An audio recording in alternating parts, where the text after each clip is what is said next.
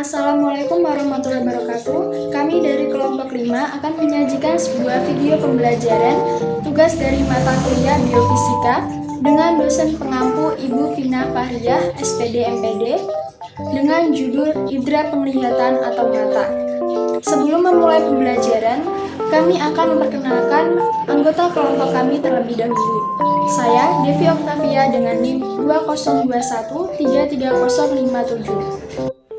Perkenalkan, saya Aulia Ulfatul Nikmah dengan nomor NIM 2021333065. Perkenalkan, nama saya Dika Nurnaja dengan NIM 2021333048. Perkenalkan, nama saya Exil Udistira dengan NIM 2021333054. Yang pertama ada gambaran umum sistem penglihatan mata. Mata merupakan indera penglihatan yang bertindak sebagai fotoreseptor yang mampu menerima rangsangan berupa cahaya. Fotoreseptor bisa dibagi menjadi dua jenis, yaitu yang pertama sel batang dan yang kedua ada sel konus. Reseptor batang berespon terhadap cahaya remang-remang dan reseptor konus berespon dalam keadaan terang dan mampu membedakan warna merah, warna hijau, dan warna biru. Reseptor batang dan konus terdapat di bagian dalam retina, dan cahaya harus berjalan melalui sejumlah lapisan sel untuk mencapai fotoreseptor ini. Lapisan antara permukaan retina dan sel reseptor berisi sejumlah sel yang dapat dideteksi, di antaranya sel bipolar, sel horizontal, sel amakrin, dan sel ganglion. Lalu lapisan apa saja sih yang terdapat di dalam bola mata? Yang pertama ada sklera, yaitu lapisan terluar dari bola mata yang berwarna putih dan keras, yang berfungsi untuk mempertahankan bentuk bola mata dan melindungi bagian dalam bola mata. Yang kedua ada koroid, merupakan lapisan tengah yang berwarna gelap dan banyak mengandung pembuluh darah dan pigmen yang berfungsi untuk mencegah pemantulan cahaya yang masuk ke dalam bola mata. Yang ketiga ada retina, yaitu lapisan tipis di belakang mata yang berfungsi untuk menangkap cahaya yang masuk ke dalam mata. Yang kedua ada fisiologi penglihatan. Fisiologi penglihatan terdiri dari bagian dalam mata dan bagian luar mata. Yang pertama bagian luar mata, yang terdiri dari yang pertama ada bulu mata yang berfungsi untuk melindungi mata dari benda-benda asing. Yang kedua ada alis mata yang berfungsi untuk mencegah masuknya air atau keringat ke dahi ke mata. Yang ketiga ada kelopak mata yang berfungsi sebagai pelindung mata sewaktu-waktu jika ada gangguan pada mata. Dan yang terakhir yaitu kelenjar mata yang berfungsi untuk menghasilkan air mata yang bertugas untuk menjaga mata agar tetap lembab. Selanjutnya adalah mata bagian dalam. Yang pertama ada konjungtiva. Konjungtiva berfungsi melindungi kornea dari gesekan, memberikan perlindungan pada sklera, dan memberi pelumasan pada bola mata. Yang kedua ada sklera, berfungsi melindungi bola mata dari kerusakan mekanis dan menjadi tempat melekatnya otot mata. Selanjutnya ada kornea. Kornea berfungsi sebagai pelindung mata agar tetap bening dan bersih. Keempat ada koroid, memberi nutrisi ke retina dan badan kaca dan mencegah refleksi internal cahaya. Selanjutnya ada iris. Iris terdapat di belakang kornea dan berpigmen.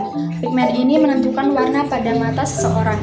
Iris juga mengatur jumlah cahaya yang masuk ke mata dan dikendalikan oleh syaraf otonom. Yang keenam ada pupil, berfungsi sebagai tempat untuk mengatur banyak sedikitnya cahaya yang masuk ke dalam mata. Selanjutnya ada lensa. Lensa berfungsi memfokuskan pandangan dengan mengubah bentuk lensa. Yang kedelapan ada retina. Retina berfungsi untuk menerima cahaya, mengubahnya menjadi impuls saraf, dan menghantarkan impuls ke saraf optik 2. 9. Aqueous humor atau humor berair, berfungsi menjaga bentuk kantong depan bola mata. Yang ke-10 vitreous humor atau humor bening, berfungsi menyokong lensa dan menolong dalam menjaga bentuk bola mata. Yang ke-11 ada bintik kuning. Bintik kuning berfungsi untuk menerima cahaya dan meneruskan ke otak. Selanjutnya ada syaraf optik, memiliki fungsi untuk meneruskan sebuah rangsang cahaya hingga ke otak. Semua informasi yang akan dibawa oleh syaraf nantinya diproses di otak. Dengan demikian kita bisa melihat suatu benda.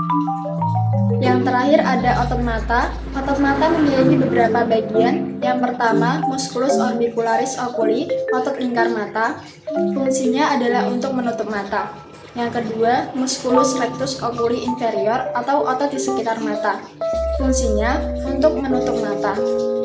Yang ketiga ada musculus rectus oculi medial atau otot di sekitar mata. Fungsinya menggerakkan mata dalam atau bola mata. Yang keempat, musculus obliquus oculi inferior. Fungsinya adalah untuk menggerakkan bola mata ke bawah dan ke dalam. Yang terakhir, musculus obliquus oculi superior. Fungsinya memutar mata ke atas, ke bawah, dan keluar. Cara kerja indera penglihatan. Mata manusia memiliki cara kerja otomatis yang sempurna. Mata dibentuk dengan 40 unsur utama yang berbeda dan kesemua bagian ini memiliki fungsi penting dalam proses melihat. Kerusakan salah satu fungsi bagiannya saja akan menjadikan mata mustahil dapat melihat. Cara kerjanya yaitu yang pertama adalah cahaya memantulkan objek dan mengiring garis lurus menuju mata. Yang kedua yaitu cahaya melalui kornea menuju pupil dan diteruskan ke lensa mata. Yang ketiga, kornea dan lensa membelokkan cahaya agar difokuskan ke retina. Yang keempat, fotoreseptor pada retina mengkonversi cahaya menjadi gelombang elektrik.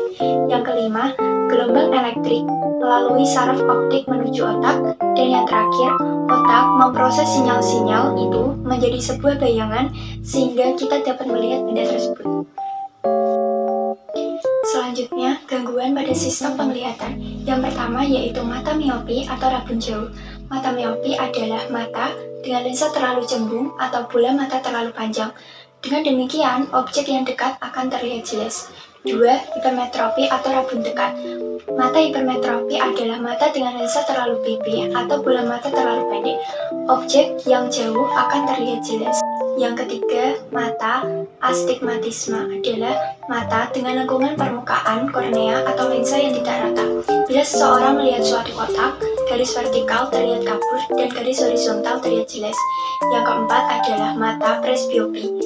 Adalah suatu keadaan di mana lensa kehilangan elastisitasnya karena bertambahnya usia. Umumnya penderita akan melihat jelas bila objeknya jauh. Adalah gangguan mata yang disebabkan kekurangan vitamin A. Penderita ini tidak dapat melihat dengan jelas pada waktu senja hari. Yang keenam yaitu katarak, adalah cacat mata yang disebabkan pengapuran pada lensa mata sehingga penglihatan menjadi kabur dan daya akomodasi berkurang. 7. Buta warna. Buta warna merupakan gangguan penglihatan yang bersifat menurun. Penderita buta warna tidak mampu membedakan warna-warna tertentu. 8. Konjungtivitas merupakan penyakit mata akibat iritasi atau peradangan akibat infeksi di bagian selaput yang melapisi mata. 9. Trakoma. Infeksi pada mata yang disebabkan bakteri Chlamydia trachomatis yang berkembang biak di lingkaran kotor atau bersanitasi buruk serta bisa menular. 10. Keratokonjungtivitas vernalis. Penyakit iritasi pada bagian kornea akibat alergi sehingga menimbulkan rasa sakit. 11. Selulitis cerbitalis. Penyakit mata akibat peradangan pada jaringan di sekitar bola mata. 12. Endoflammitis adalah peradangan berat dalam bola mata sehingga bola mata bernanah. 13. Bleravitis. Blefaritis adalah peradangan bilateral subakut atau menahun pada tepi kelopak mata. Biasanya blefaritis terjadi ketika kelenjar minyak di tempat tumbuhnya bulu mata mengalami gangguan.